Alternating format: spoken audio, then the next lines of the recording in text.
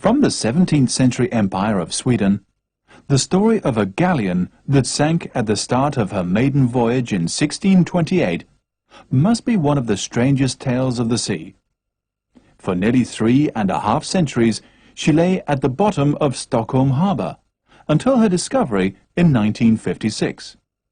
This was the Vasa, royal flagship of the great imperial fleet.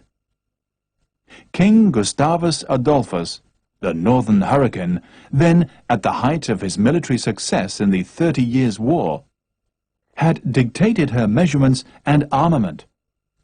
Triple gun decks mounted 64 bronze cannon. She was intended to play a leading role in the growing might of Sweden. As she was prepared for her maiden voyage on August 10th, 1628, Stockholm was in a ferment. From the Skeppsbron and surrounding islands, the people watched this thing of beauty begin to spread her sails and catch the wind. They had laboured for 3 years to produce this floating work of art. She was more richly carved and ornamented than any previous ship. The high stern castle was a riot of carved gods, demons, knights, kings, warriors, mermaids, cherubs, and zoomorphic animal shapes ablaze with red and gold and blue, symbols of courage, power, and cruelty were portrayed to stir the imaginations of the superstitious sailors of the day.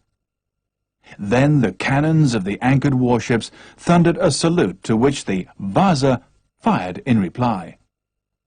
As she emerged from her drifting cloud of gunsmoke, with the water churned to form beneath her bow, her flags flying, pennants waving, sails filling in the breeze, and the red and gold of her superstructure ablaze with colour, she presented a more majestic spectacle than Stockholmers had ever seen before.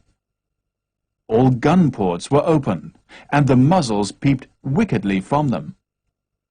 As the wind freshened, there came a sudden squall, and the ship made a strange movement, listing to port. The ordnance officer ordered all the port cannon to be heaved to starboard to counteract the list, but the steepening angle of the decks increased. Then the sound of rumbling thunder reached the watchers on the shore, as cargo, ballast, ammunition, and 400 people went sliding and crashing down to the port side of the steeply listing ship. The lower gun ports were now below water, and the inrush sealed the ship's fate. In that first glorious hour, the mighty Vasa, which was intended to rule the Baltic, sank with all flags flying in the harbour of her birth.